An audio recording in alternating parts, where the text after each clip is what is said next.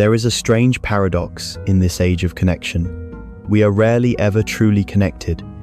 Every day, we open our phones and step into an endless stream of images, meals, smiles, sunsets, words arranged to look happy. People no longer speak about their lives. They display them as if, without being seen, it never really happened. And then, some quietly disappear from that stage. They don't post, they don't share, they simply drift through this noisy world like calm observers. Not because they are indifferent or detached, but because they've realized something. The more they try to express themselves, the further they drift from who they really are. Perhaps you felt that too, looking at a photo you posted and wondering, is that really me? So, this question isn't only for others, it's for ourselves as well. Why do some people choose silence in a world that feeds on attention? And if you are one of them, have you ever wondered if that silence isn't avoidance, but your way of holding on to the truest part of yourself? People often assume that those who speak little or rarely share on social media are shy, cold, or lacking confidence. But the truth is far more nuanced. Behind that silence lies not emptiness, but a deep form of self-possession, a quiet way of preserving one's sovereignty in a world where everything is being exposed.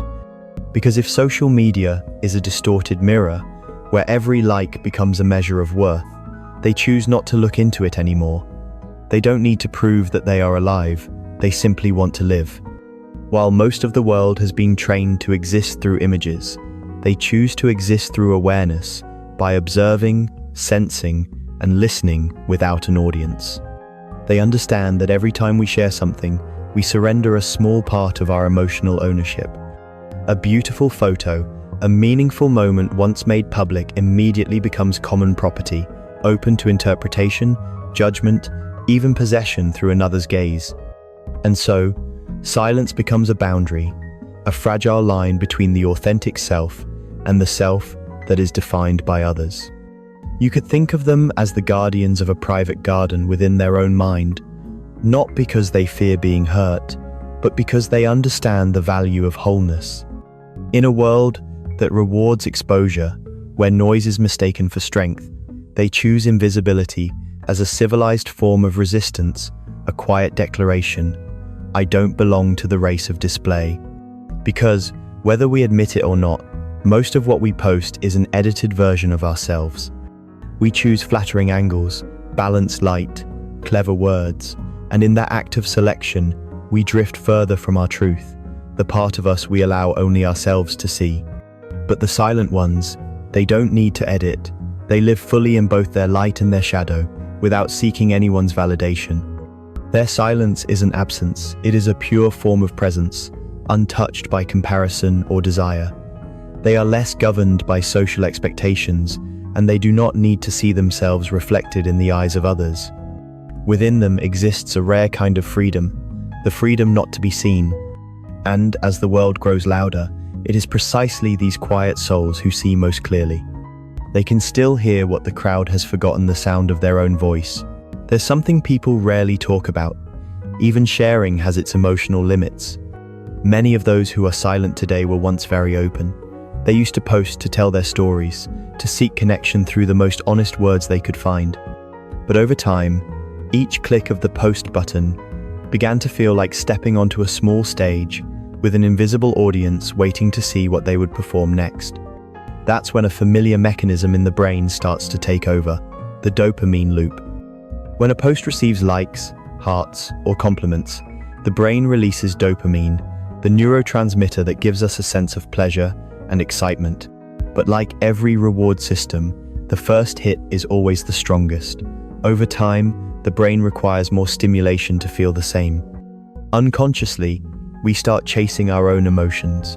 Each photo, each caption, becomes less about sharing and more about preserving that fleeting feeling of being seen. That's the moment when joy quietly turns into pressure. We no longer take pictures to remember, but to prove. We no longer write to express, but to be acknowledged. And in that process, the purest thing, the meaning of a real experience, gets replaced by the echo of reaction. The silent ones of today have already passed through that phase. They have felt the deep fatigue of emotional performance, when the soul is forced to continuously produce acceptable versions of itself. Psychology calls this emotional exhaustion, the depletion of inner energy caused by constant expectation, by the need to maintain an ideal image.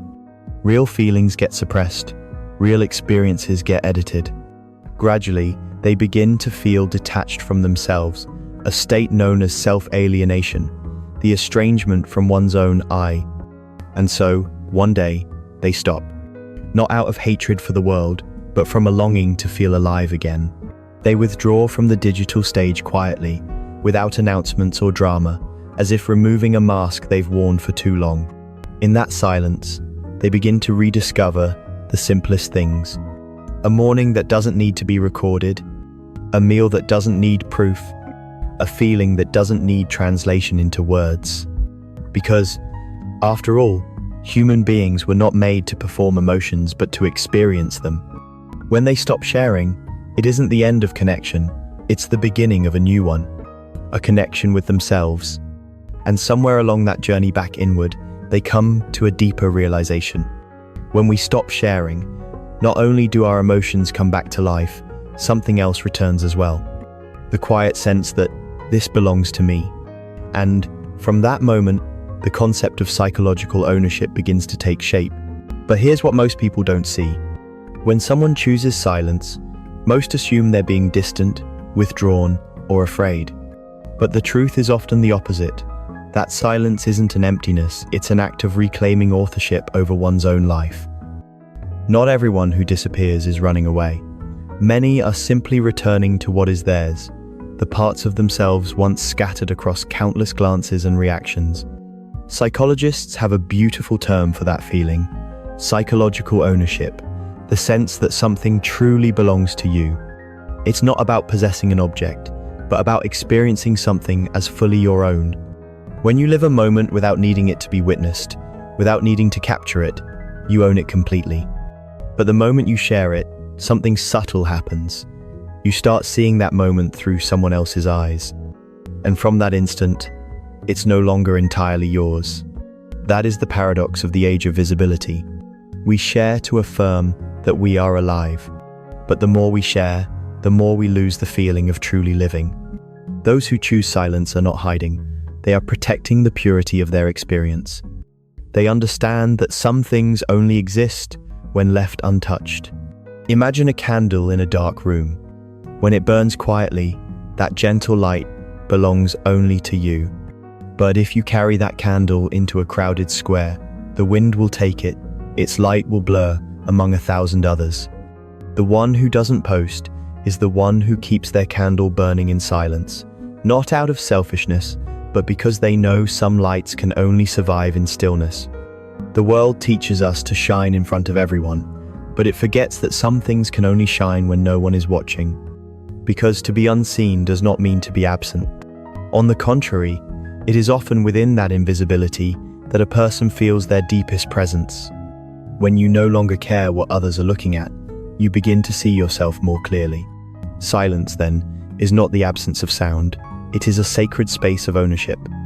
In that space, joy doesn't need to be validated, and sorrow doesn't need to be justified.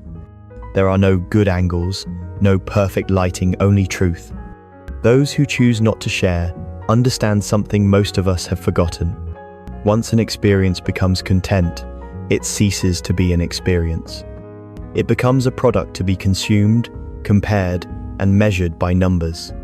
But the moments that were never told, those are the ones that live the longest in memory, precisely because they were never trimmed to fit someone else's frame of view. And perhaps, what makes a memory sacred isn't that someone else knows about it, but that only you do. Like the sound of wind in a forest, if you record it, it's just data. But if you truly listen, it becomes part of you. Then you realize, in a world where everything is being digitized, the right to keep something of yourself is not a loss, it's freedom. Freedom to live a moment without witnesses. Freedom to feel without needing to be believed. Freedom to belong wholly to yourself, quietly, completely, and shining in your own way. There's a shadow side. Few people recognize in this world overflowing with voices. We speak, but we are not truly heard. We appear, but we are not truly seen. And amid millions of images competing for existence, humanity is quietly forgotten. One thing to be seen is not the same as to be understood. Perhaps that's why so many grow exhausted. They don't realize they've become emotional laborers, constantly producing expressions, fragments of life, and the most likable versions of themselves. Every click, every view, every notification becomes a tiny dose of dopamine, a rush, followed by emptiness. The more reactions we receive, the less we feel. The more we try to express, the more we seem to vanish into the crowd. That is the deepest paradox of the performance age. We seek freedom through expression, yet the more we express, the more dependent we become on the gaze of others. The self slowly turns into a stage where every act must have an audience. And one day, you look back and realize that everything you've done, even the smallest things, has unconsciously been directed towards someone. An imagined audience, a stranger, a system that measures worth in numbers. And in that process, you've lost the most precious thing of all, the freedom to simply exist. You may have felt it yourself. You open your phone, ready to post something deeply personal, and then you pause. You change the angle, adjust the lighting, delete a few lines, and instead of saying what you truly feel, you write what you think others will receive more easily. You smile in the frame, but inside, there's a deep, quiet fatigue. Not because you're insincere, but because you're tired of existing through someone else's eyes. That's when silence begins to form.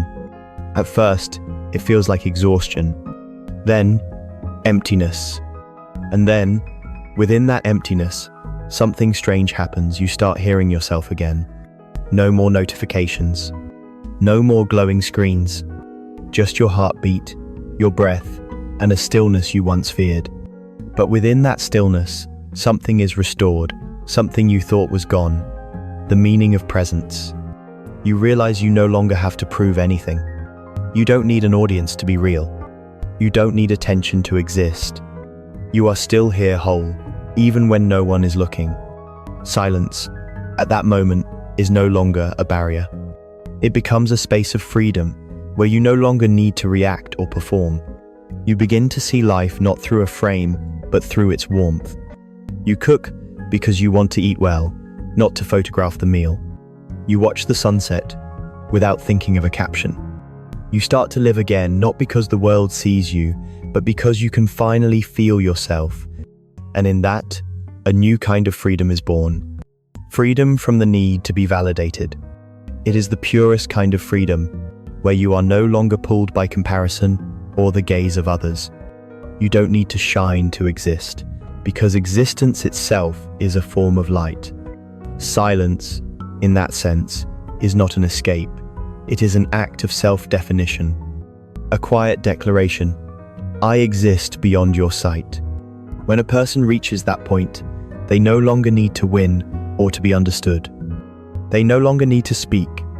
They simply live, simply, deeply, freely. And perhaps that is what the modern world fears most. A person who no longer depends on its attention. Because once you no longer need to be seen, you become ungovernable. And within that silence, you begin to shine. A light that needs no name, that cannot be extinguished, that exists without witnesses. Silence is not the space between two sounds. It is where the soul is freed from performance, and a human being returns to themselves, whole, still, and free. There's a great paradox that few ever stop to see. We are living in the most connected era in human history, and yet it is also the loneliest. Social media was created to bring people closer, but the more friends we have, the fewer truly know who we are. We talk more than ever before, but we understand each other less than ever. Because most of what we share is just an image projected through glass, a place where everyone wants to be seen, but no one is truly touched. And then, there are those who choose to step away from that light. They stop posting, stop narrating, stop chasing reactions. At first, the world assumes they've disappeared, but in truth, They've simply returned to where real connection begins, presence. Because when you stop speaking just to be heard, you begin to listen again. When you stop proving that you're alive, you begin to truly live. And when you no longer need attention, you start to see who genuinely cares. It's like, after a storm, when the wind stops, you can finally hear the earth breathe again, the leaves brushing against each other, the beating of your own heart. The silence after the storm isn't frightening. It's the moment the world returns to its natural rhythm. So too with human beings. When they stop performing, they begin to breathe again in harmony with the rhythm of their soul. The world of display is always bright. The light of screens, of flashes, of blinking notifications. But that light is cold. It illuminates everything outside while leaving the inside unseen. The inner world, however, is the opposite. It doesn't need to shine because it already glows. There, you don't need to adjust your angle, find a caption, or wait for an audience. You only need a deep breath, a genuine gaze, a conversation that doesn't need to be recorded. That's the kind of connection that can't be captured in photos or counted in views, but anyone who has felt it knows it's more real than any conversation on a screen. When they stop posting, they begin to see clearly. Who stays when there's nothing left to see? Who remembers you without reminders? Who listens without words? It's those small, quiet connections that end up nourishing the soul. The intimacy that doesn't need light, where two people meet not as roles, but as beings. Just like the true light of the sun, it shines without asking for praise. Real love, real care, are the same. They are not loud, not performative. They simply are. And in that moment, humanity rediscovers the philosophy of existence. That we remain present, even when no one is watching. That presence requires no network, no followers, only one thing: awareness. When we are present in stillness, something extraordinary happens. The world remains as noisy as before, but it no longer has the power to pull us away. Voices, judgments, comparisons, they start to fade into the distance. And within, a new space opens, a space where we can finally touch our own essence. Not through images, not through words, but through the warmth of simply being. That is the moment we rediscover true connection, not with the crowd, but with ourselves. Because only when we no longer need to be seen can we truly see others. Only when we are quiet enough to hear ourselves can we truly hear the world. And so, the paradox of connection resolves itself. It's not that the more we share, the closer we become, but the more we grow still, the deeper we go. True connection doesn't happen through signals, but through presence. When people stop trying to be seen, they finally begin to see each other. For in silence, all souls speak the same language, the language of presence. Perhaps, from the very beginning, we were only taking a long way home back to where we had always been: silence. The silence that once felt empty has now become the most peaceful place to rest. Remember? In the beginning, we spoke of a noisy world, a world where people constantly raised their voices just to be seen. And now, after all the layers of display, exhaustion, and quiet rebirth, we suddenly realize what we were searching for was never attention, it was presence. It's strange, isn't it? We've lived in an era that believes the more we connect, the closer we become. And yet, it's that very connection that has taken us farthest away from ourselves, from our true emotions, from each other. Then, when some chose to stop, when they fell silent, when they ceased performing, something remarkable happened. What the world calls disconnection became the deepest form of connection. They reconnected with themselves, and through that, with the world, in a truer way. The dual paradox of existence. The more we release, the fuller we become. The quieter we grow, the more clearly we hear. The less we speak, the deeper we understand. Silence, then, is no longer withdrawal. It is a form of return. A return to the simple feeling of being oneself, unedited, unproven, shining without the need for light. Because true light doesn't come from being seen, but from simply being. We have spent so many years learning how to appear, yet we've forgotten the art of presence. We've been taught to communicate, to persuade, to express, but rarely to listen to the life unfolding within us. And when we pause, even for a few still moments, we begin to hear what the noise of the world has long drowned out. The breath, the heartbeat, the small sound of the soul. That is how human beings return, not through great journeys, but through a quiet awakening inside. When we stop seeking to be seen, we begin to see with different eyes, the eyes of compassion. We see others no longer through comparison, but through understanding. We realize that everyone carries the same longing to be acknowledged, to be loved, to be understood. And when we recognize that, our hearts soften. No more resentment, no more struggle for a place in the light. Only a deep empathy remains. We are all trying to find our way home. That home is not on social media, nor in the numbers that measure attention. It lives within us, where silence and truth meet, unseen by the world, yet deeply known to us. There, we don't need to be loved to feel lovable, nor understood to know our worth. We only need to be present with all that we are. And in that presence, silence is no longer a reaction to the world. It becomes a quiet prayer to life itself. A sacred affirmation that says, "I am not the image you see. I am the breath unfolding in silence." That is the destination of this journey. Not an ending, but a homecoming. A return to the pure feeling of being alive, of feeling, of existing. No longer needing to record a moment to prove it, because the moment has already lived fully within us. No longer needing to seek meaning, because presence itself is meaning. And perhaps, in the end, every human journey leads to the same place, pure presence. A place where we no longer have to choose between speaking or staying silent, between being seen or forgotten. Because we understand that even when no one is looking, we still exist. We do not disappear in silence. We simply return to the deepest part of ourselves.